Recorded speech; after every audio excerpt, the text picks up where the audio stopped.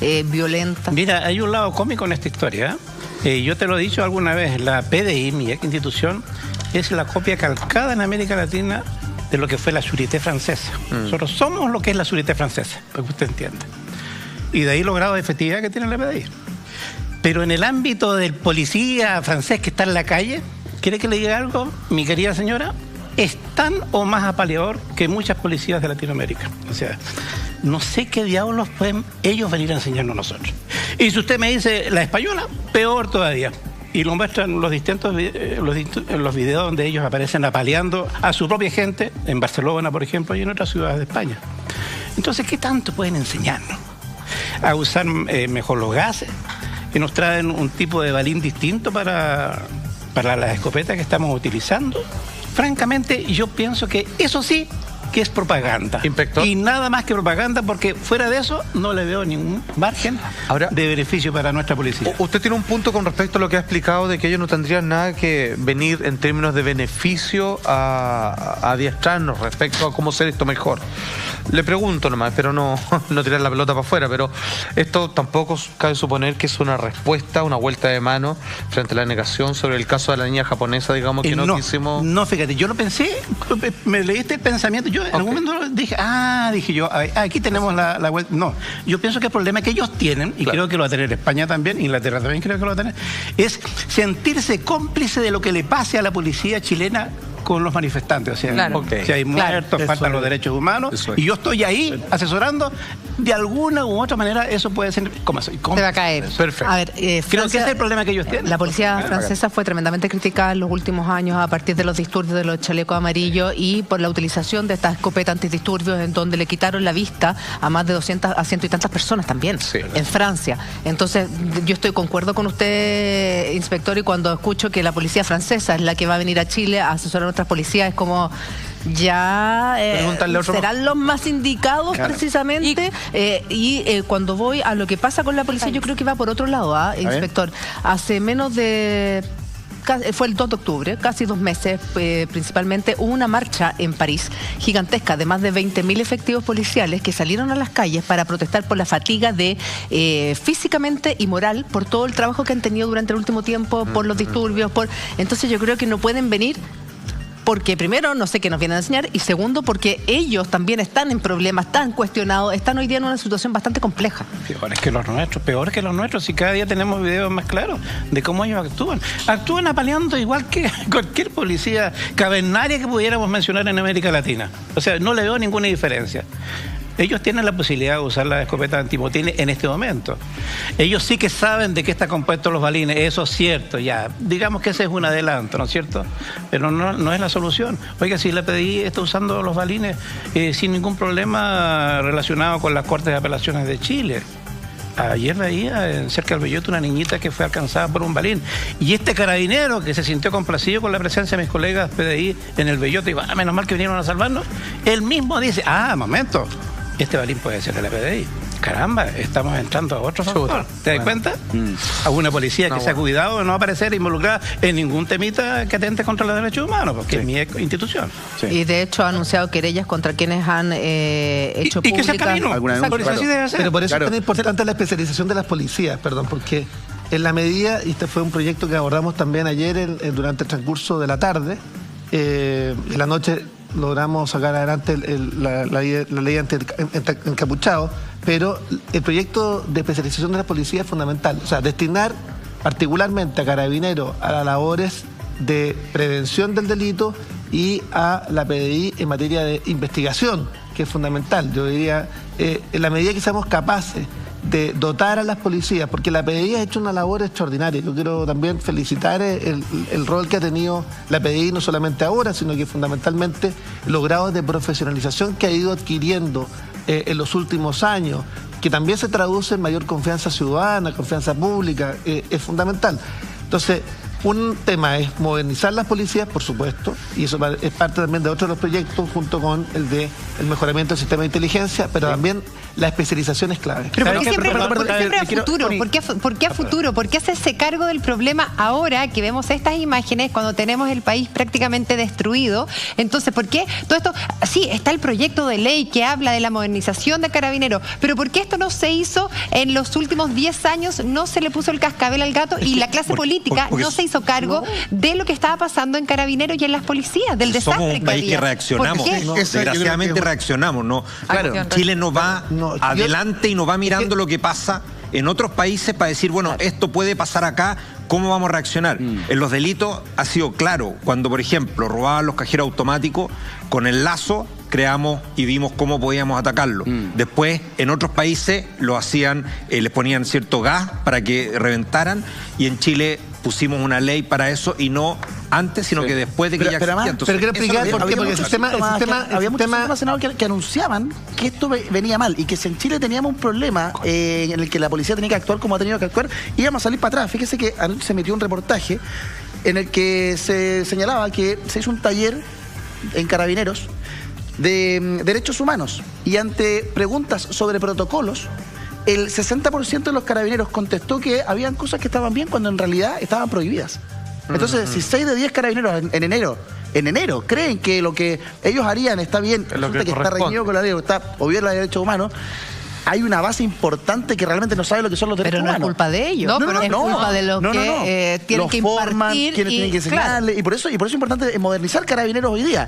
Pero respecto de lo que estamos conversando punamente, perdón, pero si quiero hacerme cargo lo que me acaba de señalar, porque lo que pasa es que... Yo, la Connie. Sí, la Connie.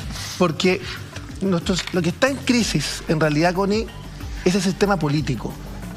Yo soy aquellos que creen que el sistema hiperpresidencialista es el que está en crisis. Yo he propuesto hace muchísimo tiempo un sistema semipresidencial con mayor contrapeso entre el Ejecutivo y el Legislativo y mayor control ciudadano de la actividad política. ¿Qué quiere decir esto en términos simples?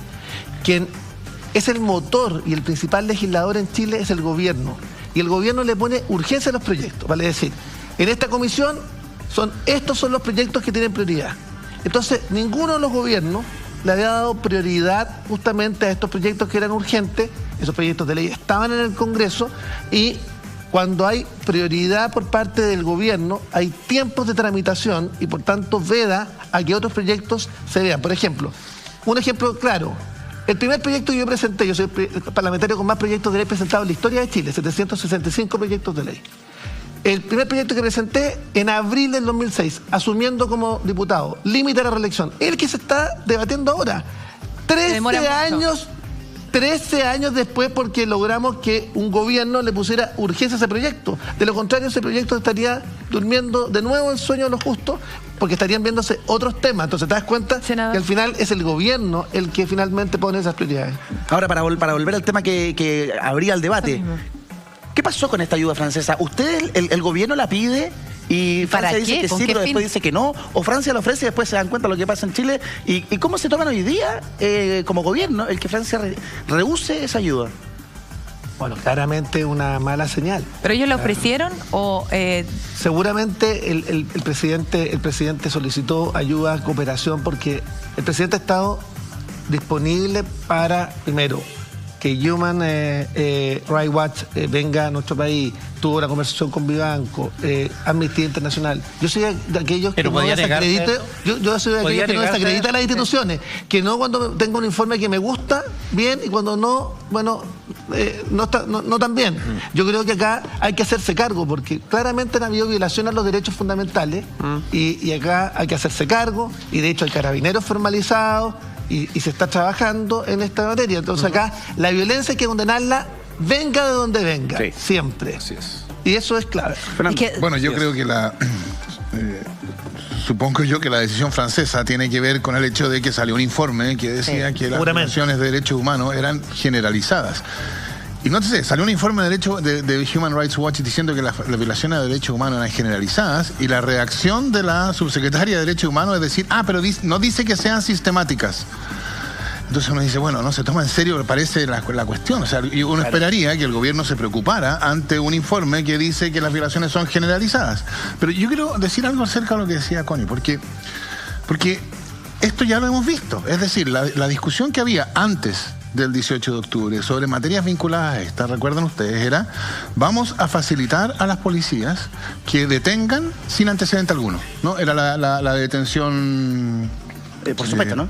Bueno, yo la llamaría detención por sospecha, pero el control de identidad. Y vamos a facilitar ese control preventivo que no exige ningún trabajo previo. O sea, vamos a autorizar a Carabineros a que controle, digamos, sin ningún antecedente, porque había otro, o sea, la legislación contiene otro control. Cuando Carabineros tiene antecedentes, estaba autorizado para controlar la identidad.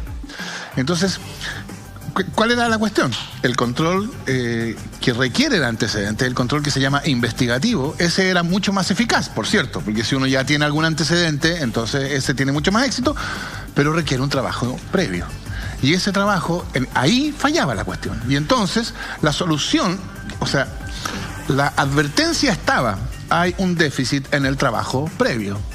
Y la solución del sistema político fue precisamente, es una solución que da mucha más prensa, vamos a, en vez de enfrentar el problema, es decir, preocuparnos por qué el trabajo previo es insuficiente, vamos a fomentar que las policías hagan más control investigativo por la vía de desarrollar sus capacidades o tratar de enfrentar el problema, que significa que no tienen esa capacidad. En vez de hacer eso, la reacción fue: vamos a permitirle controlar indiscriminadamente.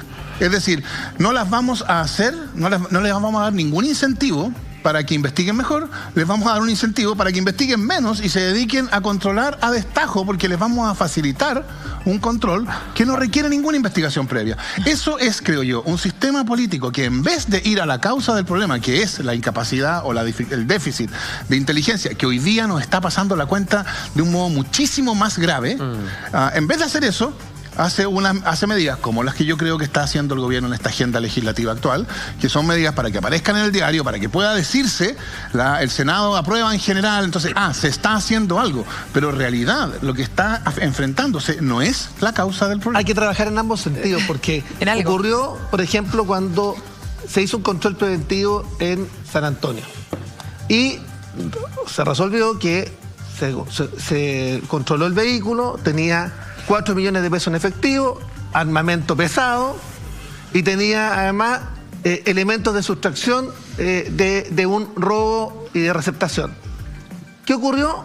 La Corte de Apelaciones y luego la Corte Suprema, en el primer juicio, resolvió finalmente que no tenían medidas, atribuciones las policías para aquello. Dijo que la detención había sido ilegal. La detención había sido legal. Porque efectivamente no habían atribuciones justamente para pero eso lo hemos hablado ampliamente, senador, pero es que de verdad nos estamos desviando el tema. No estamos desviando sobre el contrario, porque era necesario facilitar el control preventivo.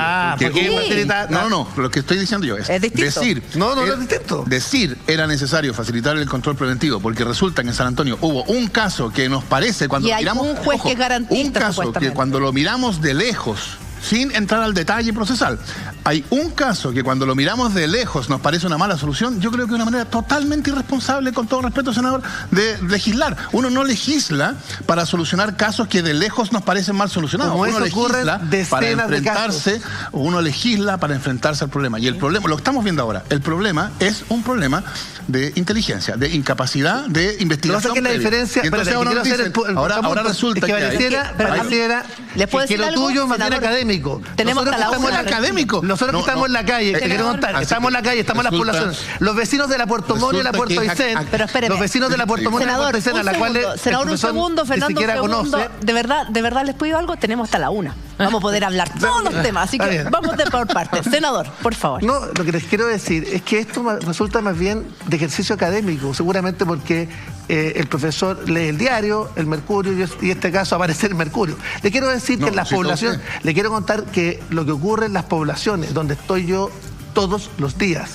Es parte de su trabajo, como debe ser también. No estoy señalando lo contrario. Acá tenemos un problema donde hay bandas criminales que se han tomado el territorio. La Puerto Montt, la Puerto Aysén, ambas poblaciones de forestal en Viña del Mar, ambas tomadas por grupos de narcotraficantes distintos.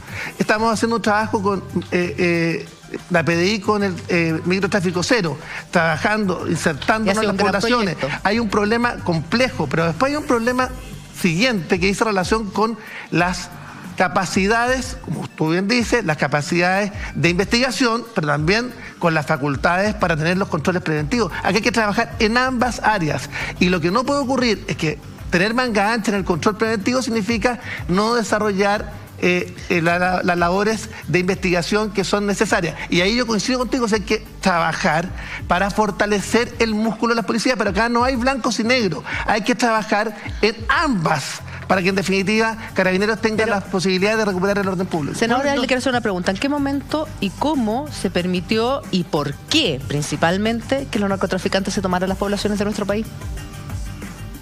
Bueno, este es un tema, yo diría, de la mayor preocupación. ¿Pero por qué cree usted? No, yo Esa es la pregunta. ¿Por qué cree usted que finalmente los narcotraficantes ganaron terreno y se tomaron las poblaciones? Yo creo que lo que va ocurriendo generalmente es que el narcotráfico se fue tomando en nuestro país porque este era un país que era pasadizo fundamentalmente y de alguna manera se fue transformando en un país donde el alto consumo de drogas particularmente... ¿Pero por qué? ¿Por el alto consumo de drogas? ¿Porque se hicieron adictos? ¿Por eso se fue tomando la...? No, porque también yo creo que hubo falta de capacidad, de inteligencia, falta de capacidad de las policías. ¿Ausencia del Estado, senador? Yo diría que en esta materia tenemos un Estado fallido. O sea, mira lo que te voy a decir, un Estado fallido en términos de poder. Y además tenemos débil control de la frontera. Tenemos un problema gravísimo en la frontera.